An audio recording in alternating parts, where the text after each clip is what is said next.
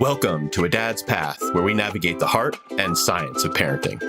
Each episode, we tackle issues that dads everywhere face and deliver actions you can take right away. Join us as we uncover the balancing act of raising resilient, loving kids. Visit us at adadspath.com to learn more. Ready for the journey? Let's begin.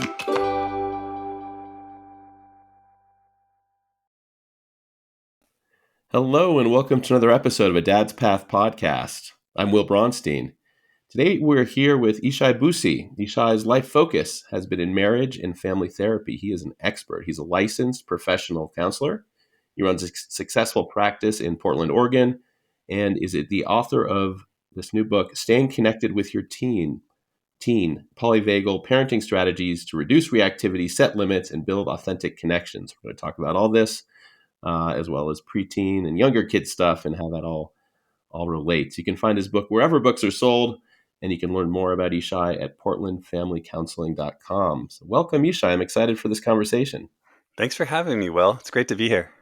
Absolutely. I don't have a teenager yet, and but I like to read the books that people I'm interviewing, and one thing that struck me in your book was how there's almost a switch, it seemed like, with what a lot of people were, some of the anecdotes saying, hey, I had this cute little guy, and suddenly he doesn't find dad's jokes funny. He's, in his own world. He's his own, it seems, like he's stewing sometimes, like almost like a different person. How would you recommend, I just want to dive in here, us dads deal with that? Just on the emotional level of saying, hey, I've got this kid who loves me, I love him, and then suddenly it almost feels like someone different. What would you recommend there? Yeah, I think that's a great place to start and emphasize, because that is the hardest part. In fact, there have been longitudinal studies on this that when the firstborn hits adolescence, which can be as young as 9, and even younger now. I mean, it's just getting younger and younger. It doesn't always match up with physical changes, but kind of the onset of puberty and some of the behaviors that it coincides. Like parents and couples. A large percent of them show a decline in well-being, sometimes marital satisfaction, happiness, physical symptoms of stress when their firstborn hits adolescence. So this transition actually can blindside us if we're not ready for it, because it is so different. And so for some of the reasons you said, they can be more distant. They're not as interested. It's like, oh, want to go play catch? Like we've always done that, or shoot hoops, or play that game that we really enjoy doing. And all of a sudden they're like, yeah, I don't like that anymore, or no, or I'd rather play Minecraft with my friends. And it's like, and it can feel abrupt. And so part of it is just like with anything, is just being prepared and knowing about it, so you're not surprised. And understanding that this has a lot to do with development and the hormones happening and the changes in their brain. And this is a major, major transition that can't be overstated, this adolescence thing. It's a transition to adulthood that's very long. And so understanding it in that context can really help make it less personal, because it is not personal. Our kids still love us. They still adore us. They still look up to us and all those things. But they need to start carving out a new path that's important for them, and figuring out their identity. They're thinking about things differently. They no longer just like worship the ground we walk on and think everything we think and like everything we like. That starts to change. And so it's important to think of that as a good thing, as a sign of kind of maturity or evolution or progress. And that can really help take the edge off of hurt feelings. And there still can be hurt. It can be a little sad or disappointing. I mean, even with my kiddos, I've got a 12-year-old son. He just turned 12, and a 15-year-old daughter. And sometimes I'm like, oh, I kind of miss some of that, those old days, he'd cuddle, or we would just kind of just go and do things. And now he's like, I don't like that anymore, Dad. So, yeah. Yeah, no, I like that. And particularly that, don't take it personal. I think that's really great advice. Because it's easy to do. It might bring back memories for us dads, of having a friend who suddenly stops hanging out or doesn't call you back anymore, or gets harder and harder to be in touch with. And, you miss that friendship, right? And this is on a whole nother level, since it's your son or daughter, and saying, gosh, this is this person that, I used to love in this way, I still love them, but it's a different situation now. I mean, it's a change. Right. And we have to adapt to them. I mean, sometimes that's what's hard is we want them to keep kind of meeting us where we are. And it is important to think about like we have to kind of move with them through the just like we did when they were toddlers to elementary age, like we adjust to them. And so we have to continue to do that. So what does that look like? I mean, like you were saying, when your kid's younger, they sort of, worship the ground you walk on. In some ways, they'll want to follow the hobbies that you follow. You have those, in common. So that seems to almost reverse once they, start going through adolescence. How would you recommend kind of keeping the connection, or start establishing a new connection, maybe new ways to connect with your child when they're in that state? Yeah, that's a great question. Well, part of us adapting to them is getting to know them in a different way and letting them take the lead. So it involves it is this is why like adolescents, the often the one people who those of us parents who struggle the most are ones who we over relied on control when they were little, like do this, do that, don't do that, don't do that. And then also those of us who maybe didn't have as much of our own um, uh, interests or hobbies or things that filled our hearts up, um, tend to struggle more because if we were overly reliant on our kids to fill up our tank, then once they hit this period, this transition, it can hit a little harder because they don't need us in the same way. They're not as interested or clingy or drawn to us in the same way. We don't get that same sense of meaning and purpose.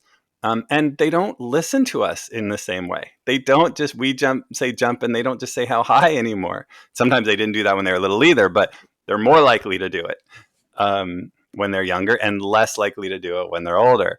And so if we are just got comfortable with just being, saying, hey, you need to do this, you need to do that. And we had a pretty compliant kid. Now all of a sudden they're saying, I don't want to do that. I don't like that. And we're not prepared and to adjust to that, that can be really hard.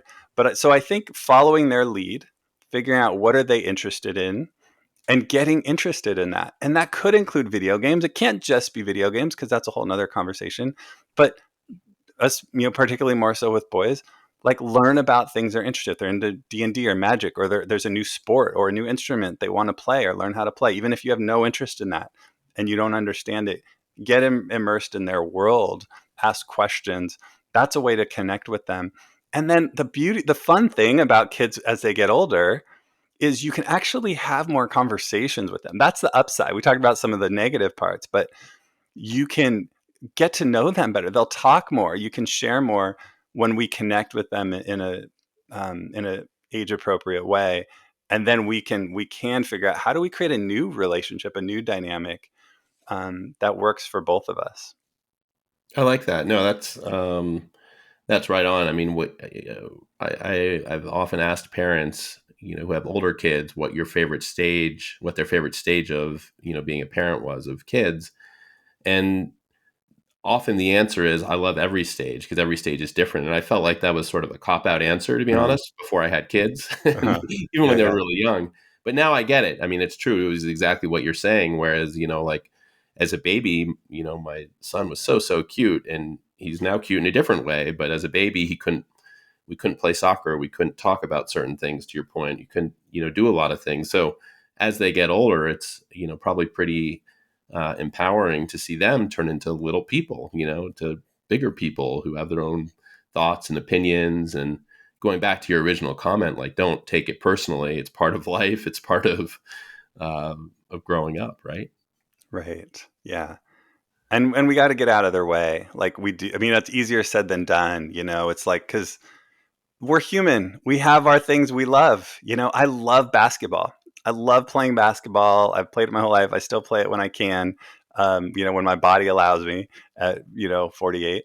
And I introduce my kids to it, expose them to it, all that. And one of them just does not like sports at all. And the other one likes soccer and hates basketball. And I'm like, oh, man.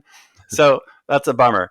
But like, it's not about me. And, I got to like get over it. So that happens too. We got to adjust to them and what they're into.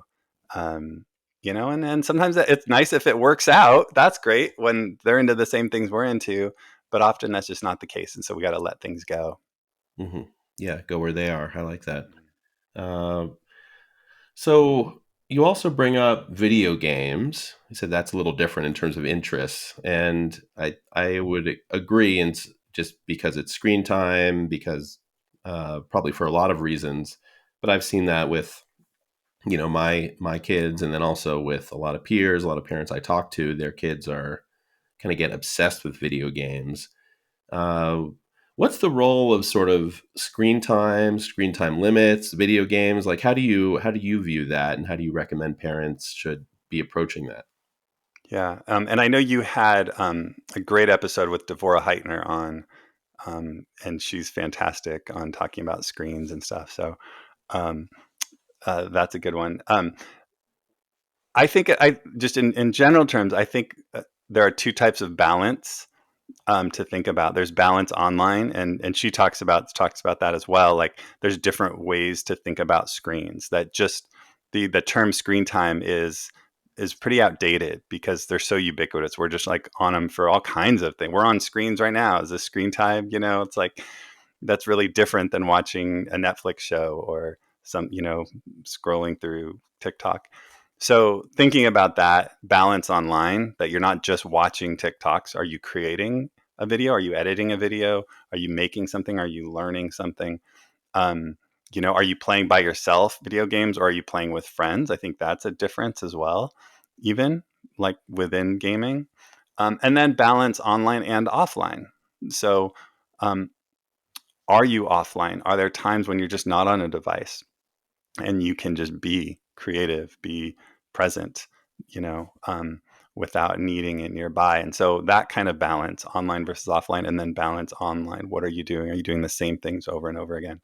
Like all you're doing is playing video games, or are you programming, or are you doing other kinds of things to learn? So just in general ways, those are a couple ways I think about how to think about screen time.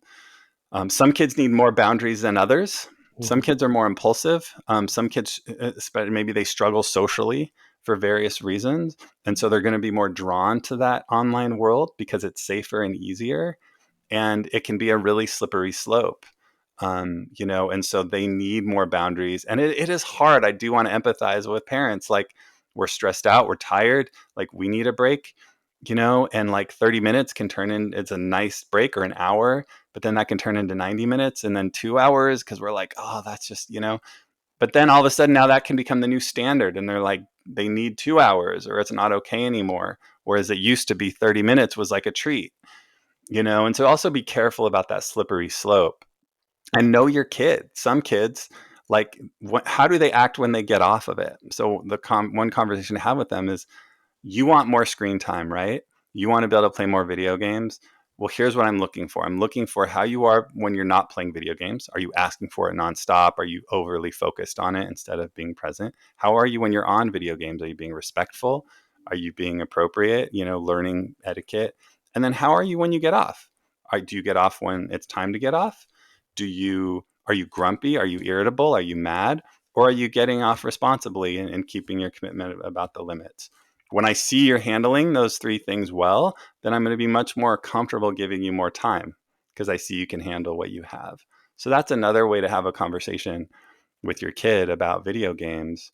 And it also helps build their own self-awareness skills. It's like, what do you notice? I notice that you get mad when it's time to get off. So that makes me not feel like you're ready to have more time.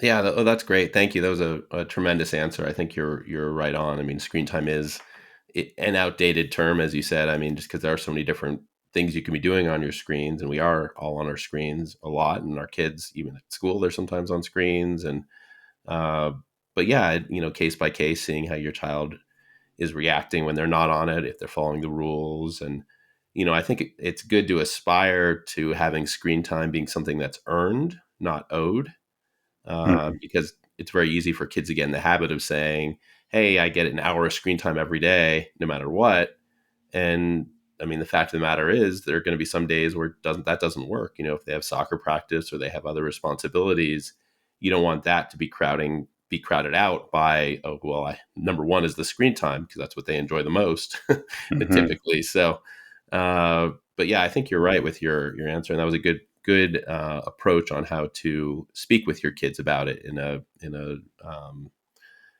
logical way, that helps them learn as well. So that's, yeah, I like that And if approach. you got a younger kid, it's really you're at a huge advantage because you can get ahead of this. It's really hard when I talk with parents with older kids to scale it back because they're like it's out of control and they're always on it, and they're 14 or 15 and it's like it's a lot harder than and it's like yeah, they're used to having 4 hours a day and you realize that's a problem, so now you're trying to cut back and they're pushing back because they're like that in fairness to them, that is hard. No one likes to get more restrictions. So starting when they're young, keeping it really tight, controlled, really limited is going to make it a lot easier. Um, so it's a good opportunity to like kind of get a handle on it while they're young. Yeah, no, absolutely, absolutely. It's easy to go down that wrong road where it's Oh, more it's and more so screen easy. time, or And yeah. no judgment if you have, and if you're there with a younger kid, like it's because it is easy, but it's also not too late to tighten it back up Yeah, no, if you that's feel good. like you need to. Yeah, yeah. I like that. I like that. So a big part of your strategy, or it's in the book title, is polyvagal parenting strategies. What can you talk about what that is for us who don't know, and then maybe how that would apply, or how that would be different than what you've seen elsewhere in terms of how people parent? Yeah, absolutely. So one of the reasons why this book is different is it is specific for teens and preteens, but this idea of polyvagal, that's called the polyvagal theory, has transformed the way I interact with my kids. It's made me a better parent and helped me with my clients and the kids and families I work with. And the reason is because it's a model for understanding how the autonomic nervous system, which also called the automatic nervous system, because it's all those organs that work automatically. We don't even have to think about, our breathing, our heart rate, our digestion, our sweat, all these things that just happen.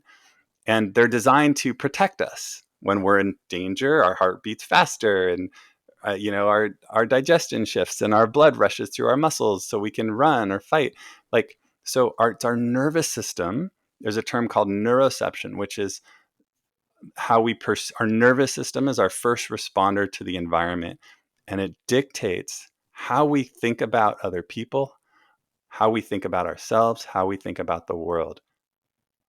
In our culture, we often think about our perception, like what's your opinion about this? What do you think about this person? What do you think about this space, about this place? What do you think about yourself? How do you think about those are all thoughts and perceptions, but that happens second. And this was a game changer for me. Like it's our nervous system that is constantly on the lookout for cues of safety or danger. And then our perception follows that. And so when we understand that, then we realize that our words matter much less than we think. Our lectures, and I have some great lectures, they're not as helpful because what our kids are neurocepting, what they're perceiving subconsciously through their nervous system, are things like our voice tone, our facial expression, our eyes, our body language. When they go to school, what is the environment? What's on the walls? What is the facial expression of their peers, their teacher? What's the tone?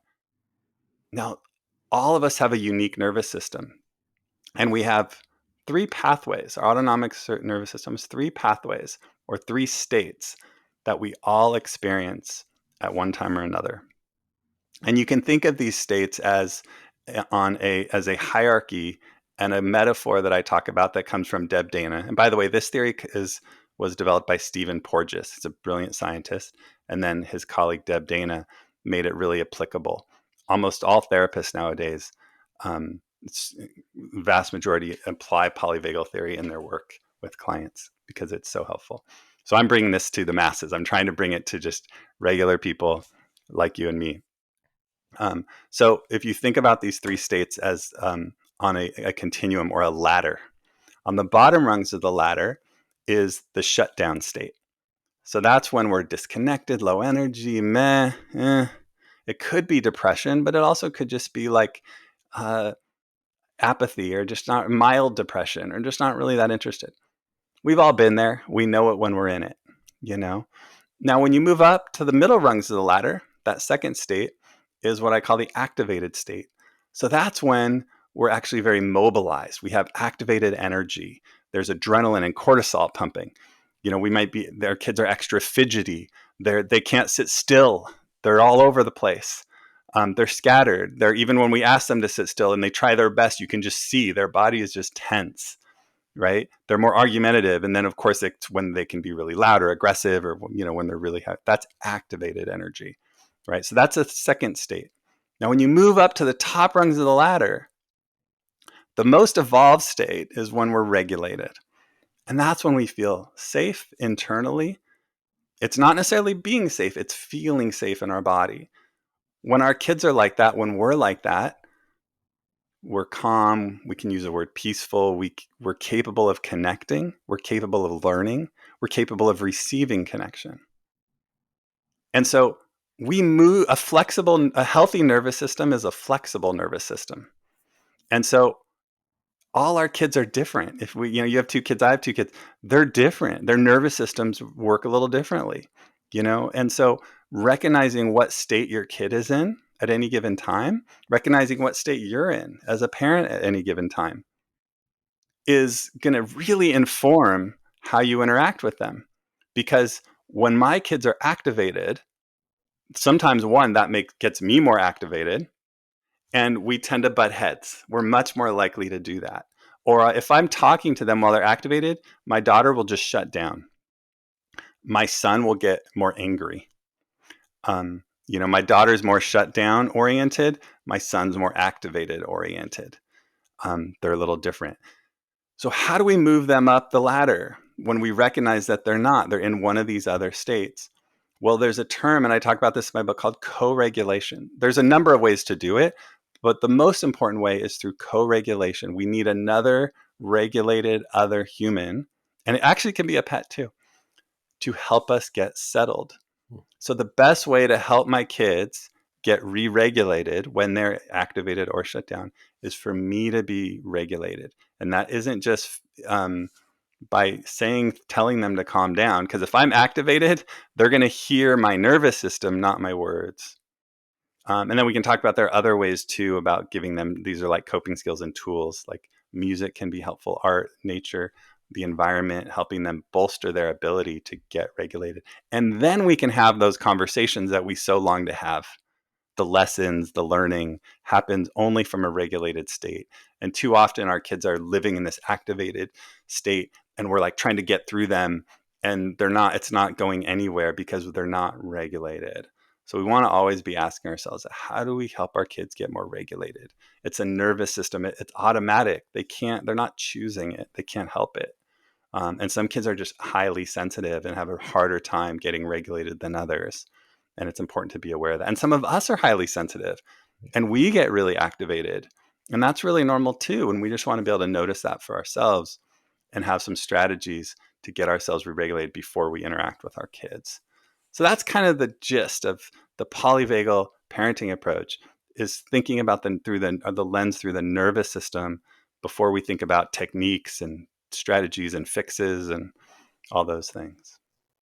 Thank you. That's a great explanation, and I like that it's like scientific, quote unquote. There's been studies done on Mm-hmm. it, but at Yeah. the same time, anecdotally, it totally makes sense. It's what you just said. We have a great lecture prepared to teach our kids, and they're not going to listen. They have to be in the right state to be able to learn the lesson, and that I think is a huge challenge. That's also kind of dovetails nicely with the challenge we have as parents, where kids do what we do, not what we say. I wish they would Mm, just don't be angry, don't raise your voice, and it's like, well, where are they learning this from? And you know but right. that's a huge challenge on its own, to your point, where it's your child does something that's a quote unquote teachable moment, right? A nice way of Mhm. putting it. Like you need to course correct them a little bit, and they're might not be in the position to listen. And by the same token, you might really, really, really want to say something, but not be in a position to talk about it because you're activated yourself, right? Right. Um, so yeah, I'd love if we could dive in a little to talk about those co-regulation, I think you called it, Mhm. some strategies where, okay, let's say for younger kids, preteens before they're teens, um, they've maybe done something wrong. They've hit their sister. They've Mhm. lost their temper. So, one, I guess you can some cues that they're in a agitated state. I mean, sometimes you can just tell. But then two, what you recommend, how long it takes to get them down, and then you know, does that Mhm. work to talk to them? I know I'm throwing a lot of questions at you here. No, Does no, I'm that with work you. It's great. to talk to them though? Because I know like with uh, like consistency is important, but so is immediacy. When you're trying to teach something, often the kid has moved on and they'll forget about it, or they're not, it Mhm. won't hit quite as well. So yeah, how do all those relate? I know I just again threw a Yeah. lot at you, No, but I think that's great. Well, first it has to start with us. So we have to be regulated. There's no that nothing works when we're not regulated. And I'm sure you talk about that a lot. And like that's just that can't be overstated. Because we are human and we do get activated. We have to own that. And so like, you hit your sister and sometimes and I've been there too where I'm like, get over here now. Like that's not okay. Just my tone of voice is cueing their nervous system to get activated, right? Like threat response. And so some kids are going to be people pleasers and compliant and tell me what I hear. Some are going to shut down. Some are going to get more aggressive, and it can just escalate, right? Then I get more and then they get more. And then we all feel shame afterwards and feel horrible. So like notice that automatic response that I'm having in that moment first. Like, and I might need my own timeout before I try to address. Now, obviously, if it's a safety issue, that has to come first, right? But if the event is over, let's just say it's over, and there's an active, violence or danger in the moment, then I need to check my nervous system first. I'm really activated right now. And I want to yell and I want to take away their favorite Lego set right now, or something like that, right? It happens. Uh, Fine, fair, join the club, but there is a responsibility that we have to take slow, deep breaths. So, one of the best ways to regulate is a long, slow exhale. It's the exhale part of the breath that settles the nervous system. The inhale, a longer inhale, is how you activate the nervous system. A shorter exhale, so that if you're getting ready for a big sporting event or something, go for it. Do the short. But when we're trying to settle, we need a long, slow exhale. Um, and then we need time for ourselves. Okay, so let's say we did that. All right, I'm calm. I get it. I just want to know what to do now. So then co-regulation means if I'm really calm and settled, I'm going to connect with my child. I might just sit next to them. I might put my hand on their shoulder. My face is going to model empathy and compassion and care. My body language is going to be relaxed. And what I'm communicating in that moment is I'm not mad or scared. I want to be helpful and I love you. Because underneath their hitting their sister in that example, there's fear. Maybe they felt overpowered, they felt scared, they felt sad, maybe they felt ashamed or guilty, or they felt something underneath that, and that's what we're trying to get to. And when we're regulated, and we physical touch when they let us can be really helpful. Then what we're going to get at, and a lot of us have had these moments and it feels like gold where it's like then that anger, I don't care, I hate her, da da da da, turns into tears. And it's like they're sad, they're so sad, and and you didn't see, like, she said something and no one said anything, and I'm no one to play with now, and she promised me, and blah blah blah blah blah. Well, now they got regulated because we helped them. Now we can get to the real issue. It's not about the hitting. Yeah, that's not okay, but they know that's not okay. The real issue is they're feeling left out, they're feeling sad, they feel. they have a stomach ache, I don't know what, and now we can do something there with them. And now they don't feel like they're a bad kid. They feel supported, and actually it strengthens our connection. We're more connected than we were before that ever happened. So that's how, like, actually when these things happen, if we work through them in this with this co-regulated way, looking at the nervous system, looking at what's underneath the behavior, it actually presents a golden opportunity to become more connected, not more disconnected when it's all said and done. Yeah, no, that's beautiful, and the examples you gave are poignant. I mean, absolutely. So, in that situation, well, I guess, how do you view consequences then, or punishments? I know consequences is more the word we use, Yeah, but no, yeah.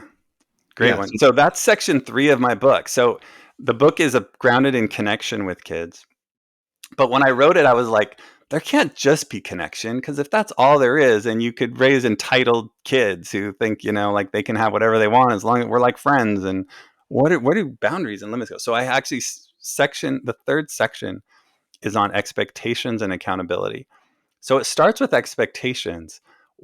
Sometimes we're not clear. So I have uh, what I call the 5 C's of expectations, because a lot of times these things go wrong because we're like, I need you to, you know, be more helpful around the house, or I need you to like be a better, you know, sibling or something. Like, what does that mean? And they're confused. I need you to clean the kitchen. Like, what? How do I? What is? Okay, I put the dish in the sink. I'm like, no, that's not what I meant. So, thinking about what are expectations for bedtime, expectations for behavior, expectations for screens, expectations for chores. A lot of kids are very confused because we're not consistent. So the 5 C's are being clear. Well, first, grounded in core values. So the first C is core values. Like, there's a why behind this, because as kids become older, they do need a why. When younger kids, you don't really have to have a why as much, although it can be helpful. But when they're older, it's like, why? Because I'm a parent is not going to fly. It doesn't work anymore. So why? Well, because I want you to have good sleep, because I think it's important that you contribute to the family, because I think you need to learn how to clean a kitchen, because we need to help each other and I don't have time to do that. Things like that. So what's the why? I want you to have good social skills. I want to connect as a family. That's our value. It's important that we spend time together without devices. What's the core value? The second C is clarity. Am I clear? And are they clear about it, what the expectation is? That you do 30 minutes of reading before you can go on screen time. Like, that's clear. But if it's like, I need you to do some reading before you can play screen time, is that 5 minutes? Can I read a graphic novel? Do I have to read a novel? Can I read, anything? Like, so kids, it's helpful. And some need more clarity than others, but like, clarity helps. Consistency is about following through. If sometimes I let you, like we talked about with video games, play for an hour, and then the next time I let you play for 2 hours, and the next time I say, no, an hour is too long, you only get 30 minutes. They're gonna be like, what? Like, why don't? It's stressful, and it just invites conflict. Capacity is about what their ability is. What can you do? How capable are you of this? Some kids just can't do it yet. They need more hands-on support and help. um, so what is their ability to manage their time to clean their room all by themselves without support? Things like that. And the last one is collaboration, which becomes more important as they get older. Having a seat at the table, having input. Let's work together. What do you want to do to help out around the house? How do you want to contribute? Here's what I need, but I'd like your input. Does that seem reasonable? Blah blah blah. Those are the 5 C's. So I have a chapter talking about expectations, because we do need to have expectations for our kids. That brings out the best. And teachers need to have expectations. Coaches need, expectations. At work, we need to have expectations, on us. That's how we rise to them. But they need to be good expectations. So that's that. Now, inevitably, our kids will fall short of the expectations. That's just going to happen. So when we think about consequences, or whatever we want to call it, I use the term accountability. It's appropriate when they fall short of the expectations, right? So accountability is about learning and teaching. It's not punitive, it's not punishment. And sometimes this takes rethinking for us, especially sometimes for us dads, because many of us grew up in a punitive culture. And in a lot of our society is punitive when it thinks about accountability. punishment, jail, learn your lesson, so you won't deterrence. You aren't going to want to do this again. You're going to be, learn your lesson. And, if you don't want that to happen. And so that's baked into a lot of us, into our bones, like this idea of just like punishment. And then, because what that does though is sometimes you get better behavior, compliance, but it doesn't teach self-reflection. It doesn't teach empathy. It doesn't teach more self-control. It just teaches fear of not getting in trouble. So I have a whole chapter on accountability to think about. All right, how do I help my kid learn? So they lied about this thing, you know, they snuck their device in their room when they weren't supposed to. All right, the expectation was clear that you may not have your device in your room after 8 o'clock, and then they did it. You did it anyways. So you fell short of that expectation. So I do need to evaluate was I clear about it? Did I, okay, let's say I was. What does the accountability look like? And that's where we want to think, how do I help you learn from this experience? Right. And so that's where we have three options. Natural consequences. It could mean like, well, then now you have to turn in your device. You only get it until 6, or you don't get it at all the next day, or something like that. I think natural consequences are best when they're just for a day or two, because we want to keep letting our kids have a clean slate to try again. Otherwise, they can dig at this deep hole and they're just overwhelmed and it's too long. So it's like, and it's good to get up ahead of this too. If I see you're in your device, you have your device when you're not supposed to, or you go over, then you lose it for the next day. But then the next day you get a clean slate and you get it again, something like that. Modified expectations is another way to respond, which means maybe we need to change the rules up a little bit. I think we were probably letting you have it too late. So I think we need to maybe have you turn it in at, 7:30 instead of 8, because that just wasn't working. Or, we need to not have you be hanging out with friends after school and just come straight home, because that just doesn't seem like it's not a punishment. It's just like, this wasn't good for you. You need a little more. I need to sit with you while you're doing your homework or something for a little while. Again, not punishment, not being mad at you. And so, um, yeah, so thinking about kind of like, how do I want to respond in a way that's going to help you learn, um, is a really important way when we think about whatever words we want to call it. We want to help them grow and get better at whatever that thing is that they're struggling with that got them into trouble in the first place. Yeah, no, that's wonderful. I mean, I think you said some great things there. One term I liked a lot that you've also been discussing is compliance, right? Like, we want our kids to comply, and they will comply when they're young, generally, not always. But as they Mm-hmm. get older, that doesn't work. You can't just say do this and they'll do that. Nor is it teaching them anything, right? As parents, our job is to figure out how to raise successful adults, and a big part of that is accountability, right? And not compliance, like compliance when necessary, but that's not how you teach. That's not how they're going to learn. So I think that's really important to start at a younger age, right? To say, how do we teach this accountability in uh, a way that they're going to learn and grow from, not, a way that's easier for you, where you say, okay, if you do this, you lose your screen time for the next day. And that's it. If you don't listen to me, it's like, well, that might work for now, but that's not going to, it's not going to get you where you want to go or get them where you want them to go in the long term. Right. That's sort of the challenge. Right, right. Yeah. And then the third one that I didn't mention is just repair. And repair is just like and this is true in any relationship, in our couples relationship, in friendship, is there when there's an inevitable rupture, somebody, they did something that was just hurtful. Maybe it wasn't intentional. It often usually isn't, but it hurt the other person. A repair means I'm going to like come back and repair the relationship. An apology, a sincere apology, some empathy, how it might have impacted you, and what I can do differently instead. And so when we can ask for a repair from our kids, I think that's really important, and like help them know, like, you lied to me and I'm hurt. My feelings are hurt. Affects our relationship. I'd like a repair. Maybe you do my chore for me, for tonight instead, or you send you see a thank you note, or maybe we just have a conversation where you apologize and you think about how it made me feel.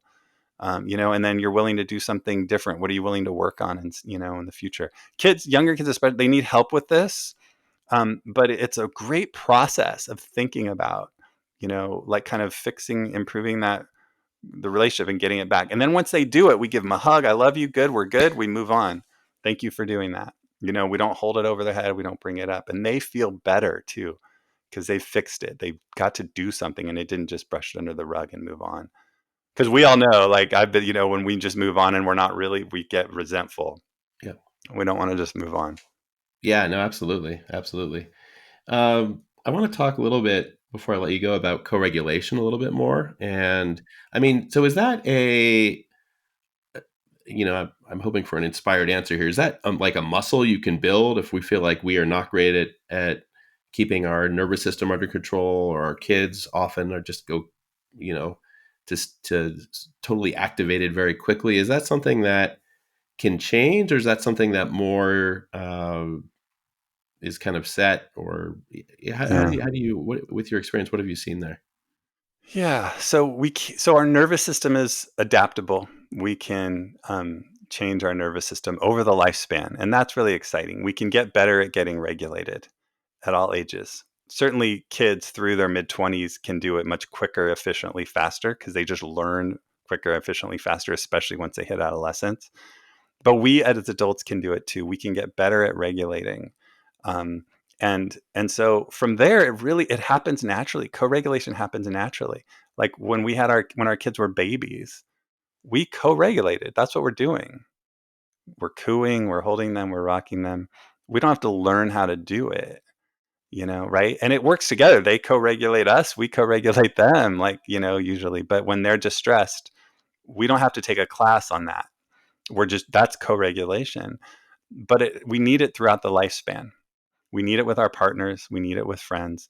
And our kids definitely, definitely need it. And too often they're not getting it in their schools if it's a really crowded school or there's just disruptive stuff. Or in our culture, there's a lot of unregulated stuff, of course, in the media and in culture and stuff. So us just being present, and looking at their spaces, sometimes helping them clean and organize their room can be regulating for them. Pets are great co-regulators, like I was saying, like that counts. A cat or a dog, or we have a bearded dragon at our house. That even that, while the kids read or do homework, just having it sit on them, like. And so I think it's less about learning how to co-regulate because I think that's just built into us, and more about getting better at regulating ourselves, getting more regulated. And I know you talk about that a lot, of just whether it's coping skills, slow deep breaths, or mindfulness activities, or whatever it might be, um, because parenting is hard, and it's we get activated, and we all have our own childhood histories that get in our way sometimes to some degree or another. So yeah, does that? Yeah, no, that's great. That's exactly what I was kind of hoping to hear. It's very helpful. And and you touched on this a little bit, but in terms of reactivity, a lot of, I think, the challenges of parenting are reacting instead of pausing and figuring out like how I should react. It's like kind of that immediate. You mentioned breathing. Like, what do you have a couple other strategies Mhm. that have worked for other Yeah, parents? and there are some science-backed ones too that are very specific. Of course, there's infinite number of things that can be helpful, but that slow exhale, long slow exhale specifically, nature, just being in nature, art, um, of some kind, creating things. That can be painting or drawing, but it can also, I mean, Legos can be a form of, creating. That's very regulating for our son. He loves Legos and he'll just build, and that's helpful for him. Music, playing or listening is provides co-regulation. Um, and and then it's like continuing to like know your kiddo, like what helps them, like audiobooks, um, like certain kinds of movement activities that work for them specifically, physical activities. Of course, we need enough sleep.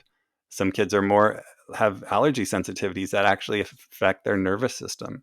You know, our son has a mild gluten sensitivity. He just functions a little better when he's not eating gluten. Um, like so, kind of knowing your own kid, and help working with them to come up with a list, like what's helpful to you.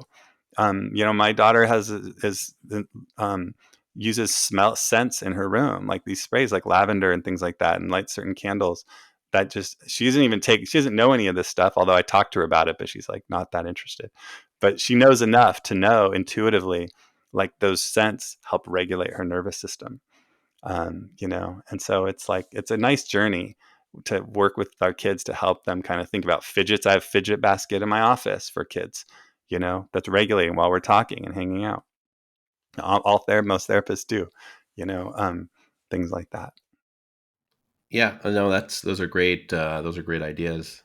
Thank you. So, before you leave us, Yshai, this has really been fascinating. Could you give maybe a couple practical tips you'd offer to dads who are trying, or moms who are trying to practice polyvagal parenting strategies, or just general strategies that you've seen work? Yeah. So connection before correction is a mantra that I would leave people with. It's something that I remind myself. I think mantras can be really helpful. Like when I'm lost at sea as a parent, which happens, I'm like, okay, connection before correct. When in doubt, connect. Connection can be playfulness and fun, but it also is just a smile. If they don't want to engage, like, I love you. Good night. If we've had a rough go at it, I can still say goodnight to you and I love you. And it may not be reciprocated, and that has to be okay. Connect, connect, connect. Everything starts with that. And then we can think about what's the correction. Doesn't have to be punishment. It shouldn't be punitive. It's about learning. It's about making sure they know that they are separate from their behavior, that your behavior is unacceptable, but you are lovable and amazing. And that's not who you are. It doesn't define you. And we have to say that over and over again, especially with kids who struggle more and misbehave more. They can start to create this story that they are a bad kid. They're the black sheep in the family. The other siblings better. And we have to go out of our way with those kids to make sure they know that no, you are creative and funny and kind and interesting. This behavior is not who you are. We need to work on it for sure. Um, but it isn't who you are. So really separating that.